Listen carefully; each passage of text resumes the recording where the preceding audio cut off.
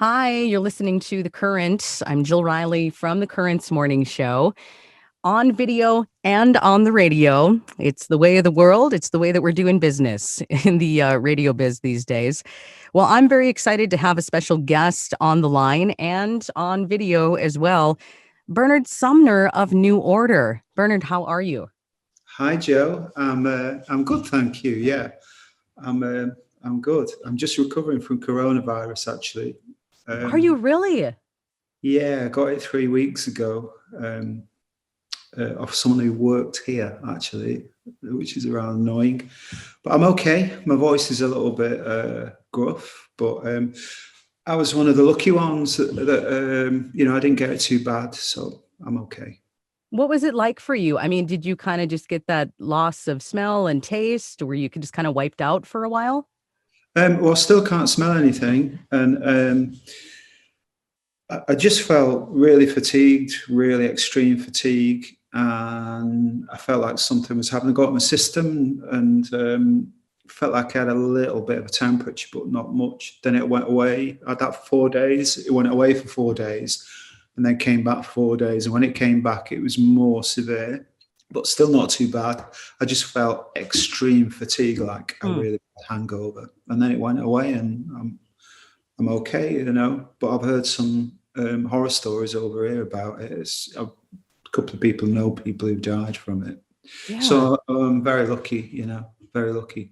Well, I'm so glad to hear that you're on the other side of it and that you're feeling better. Because I know here in the US, there are places all around the country where we're hearing about more and more cases, and it's kind of like we're getting this second wave this fall. So again, we're just trying to do our best to, Yeah, social we're distance right and in wear the middle, masks and right in the yeah. middle of the second wave. We had a lockdown, month-long lockdown that started yesterday. It's serious. We've got a real serious second wave here. But it seems like Russian roulette. You can get light symptoms like me, or it can kill you. It's crazy. Yeah. Apparently, lots of vitamin D and lots of vitamin K, K1 and K2, Okay. is a secret to combat it. Well, I'll remember that in case I'm one of the unfortunate ones as well. And who knew this is where we were going to be in the year 2020, especially for you and for New Order. And I know that so we've been playing the New Order song, Be a Rebel, here on The Current. And I know that you had these plans, like we're going to release this song and we're going to go on tour, and all those best laid plans come to an end Yeah, and they change. yeah, we were. Us and the Pet Shop Boys were both going to go on tour together, Yeah. and it was all sold and everything was done and dusted.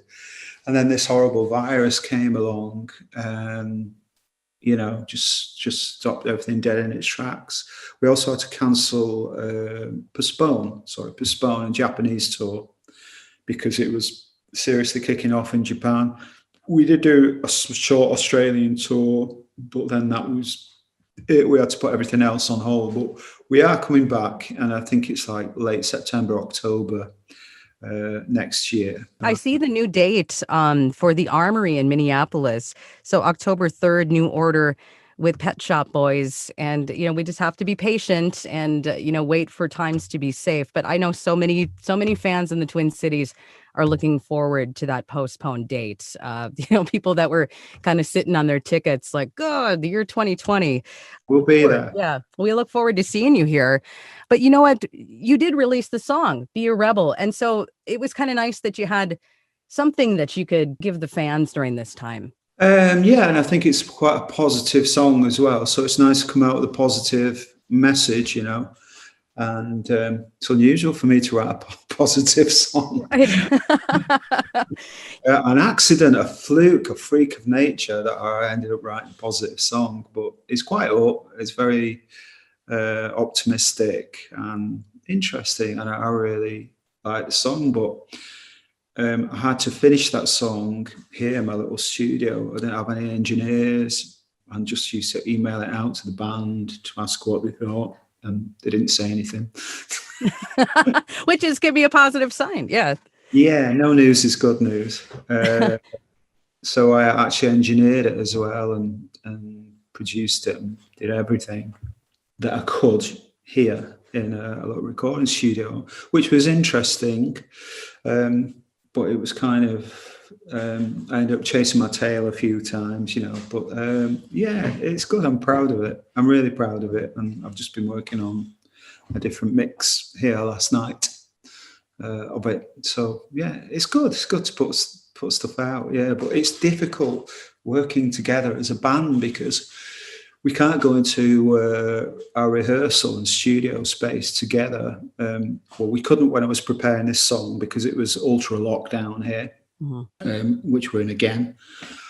Also, over at our studio, over at Steve's, the drummer's place, the floor's been ripped out of the studio because there was something wrong with the floor, so we couldn't use the studio. So it's been a bit of not a down year, but a downtime year where we had to down tools really, and we're limited in what we could do, what we could get together. We had a Zoom meeting together last week, and we've had one physical meeting this summer, just to chat about stuff and see each other, But it's the same for everyone, isn't it?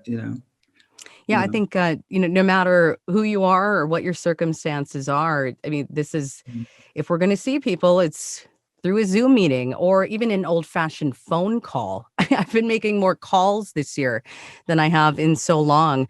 By the way, I'm speaking with Bernard Sumner of New Order. We were just talking a little bit about the new song, Be a Rebel. And I just wanted to go back to one thing that you said, that it was almost like an accident that you wrote this positive song, because it feels so timely right now as we've been playing it on the radio. And, it's one thing to hear a song on the radio or played on the radio, but I looked at the words on paper and read the words, and I thought to myself, take a look at yourself. You may not be the same as everyone else. You're just different. That's okay. We all follow our own way. And as I'm reading that, I'm thinking, well, this is almost advice that I'd want to give to a young person, and I wonder if that was a little bit of your intention, where that came from. Well, maybe. My youngest son was 15 at the time, and he was getting some ish from school, basically. And I went in and I thought, they're giving him the same grief that I used to get when I was at school. And yeah, it is a bit. Schools over, I don't know about in the States, but schools over here are becoming very much like exam factories these days, and they don't care about individuals and they don't embrace individuals. So it is something I deeply care about, because I had a real tough time at school. I was basically told I was worthless, and I'm not. Look, I'm not. Right. I'm talking to you. You've done all right for yourself, I think. Yeah.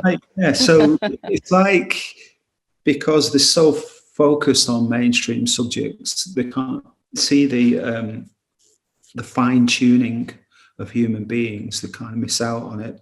So yeah, there was a bit of an influence there from seeing the way that my son was being treated at school, and the way schools operate in general, which is they don't really care about kids. They just care about their government rating, and it makes me angry, because it was like that when I was at school, and it's still like that now. We don't seem to be progressing. But I mean, I think the song's about being an individual as well. Like, just believe in yourself. Don't believe in what people say about you. And I can swear. Yeah, I won't swear. But yeah, just be an individual. You can. School and college teaches everyone to go in that direction. Sometimes if you ignore that and you go in that direction, you can achieve much more. And going in that direction rather than that means, that just be an individual and try something different from everyone else, and don't just take what they give you, use your imagination. Everyone's born with imagination. Boredom's a great thing. When I was at school, we never had computer games, and we had, technically in the UK, we had 3 TV stations. We were in envy of the United States, where they had like 50 TV stations. We had 3, But because the TV antenna aerial on our house was pointing in the wrong direction, we only got one TV station, and that finished at like midnight. So there was a lot of times that you were bored at home, but being bored can be quite good because it stimulates your imagination and can create within you a hunger for creativity. So being bored is not a bad thing. And kids these days, children these days, ever get bored because they've always got something to do. Yeah, I've started talking like that too. I have a son that's almost 5 years old, so he's a lot younger. But when I hear him say, I'm bored, I'm like, good, or go outside and think of something to do. And and his experience is just so much different than mine, where it's a lot of gadgets and games, and there's always something to stimulate his mind. Yeah. Yeah. Well, that constant stimulation is always on a plate, and it always comes from the outside, delivered to you on a plate, where sometimes it's good if you're bored, and then you've got to find the stimulation yourself, and that's what creates great writers, great musicians, great filmmakers, is creativity, But also has to be said, great coders who write computer games, that requires imagination as well. So, yeah. I mean, there's a balance in there somewhere. Creativity, really, yeah. I'm talking with Bernard Sumner of New Order. So I've just started listening to that new podcast, Transmissions. So kind of that official story of Joy Division, New Order. So I've listened to the first 2 episodes, and so I've been kind of in this state of mind of kind of going back to the very beginning of the roots of where New Order came from. And I wonder, what is it like for you to, reflect on that time, or, as you've had more downtime to be at home, and you're not able to meet up with the band, you weren't able to go on tour. And I know that a lot of people were interviewed for this podcast. Just what is it like for you now to just to reflect on what that time meant to you? Well, it seemed like a long time ago. Yeah. Well, it was. For a start. Well, I always think those days were a bit grim. Manchester was post-industrial city. It used to be the industrial heartland of the United Kingdom.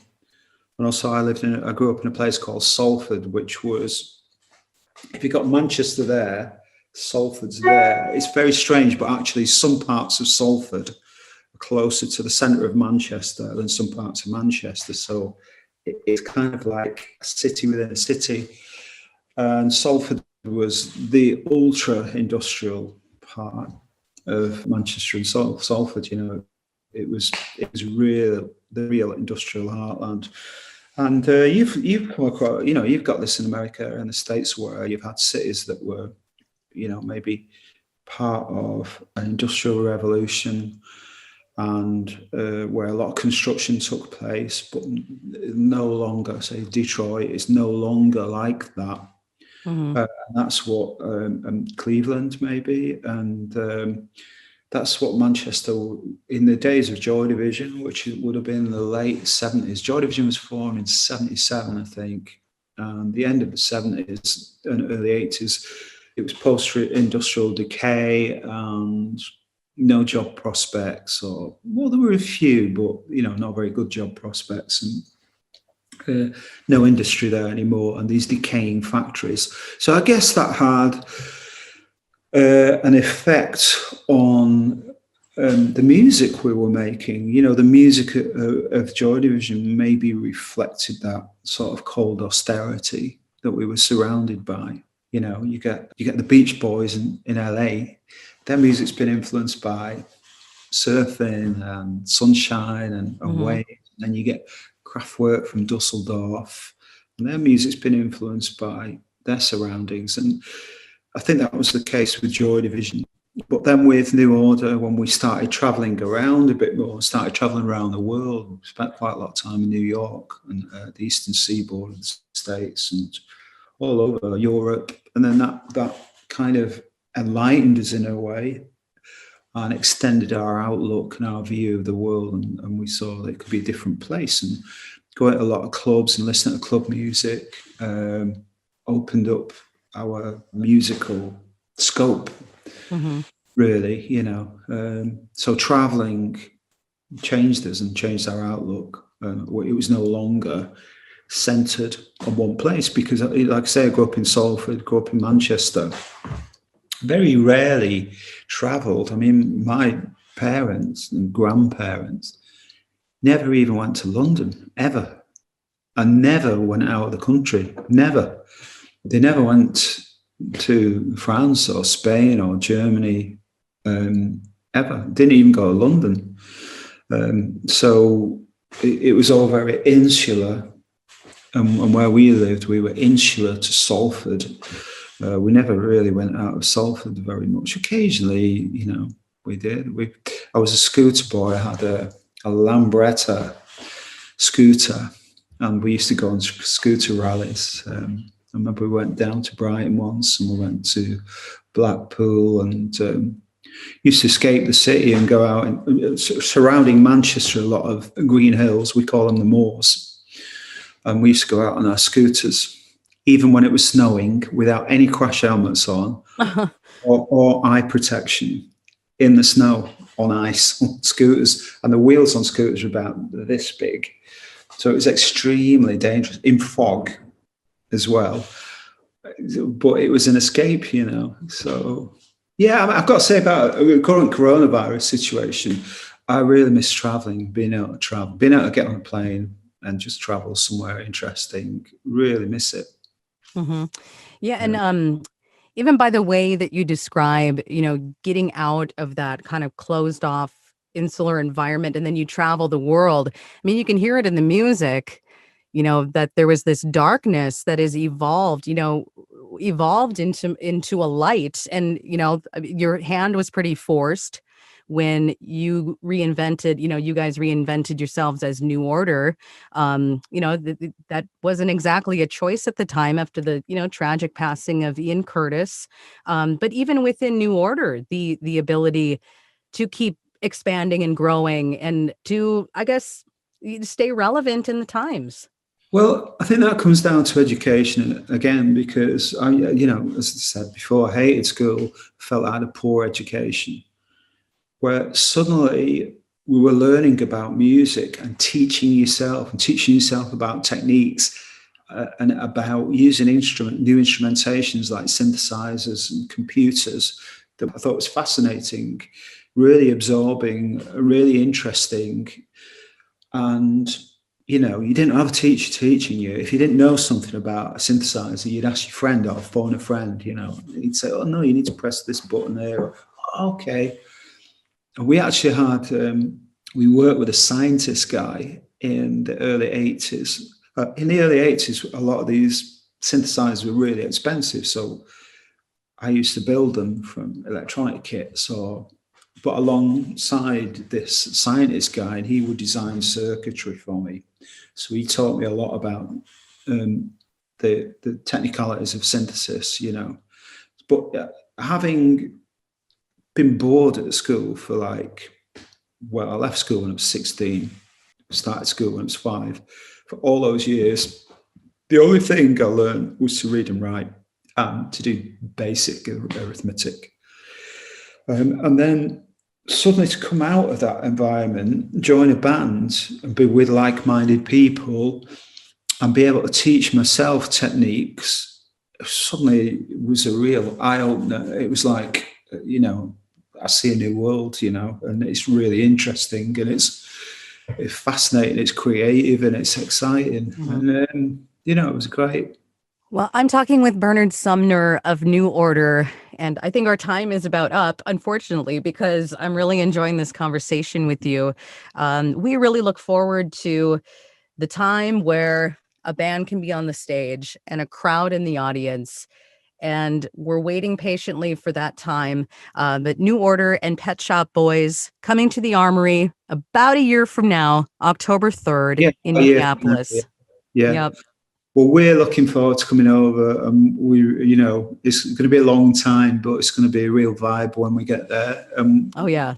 We can't wait. Yeah. That energy is going to be pretty incredible. I think there's going to be a newfound gratefulness for that experience that gets shared. So Bernard, thank you so much. I'm so glad that you're on the mend and that you're doing well. Okay. Okay. You take care. Thank you so much. Take care. Stay safe. You too. All right. Have a good weekend. Bye-bye. Bye.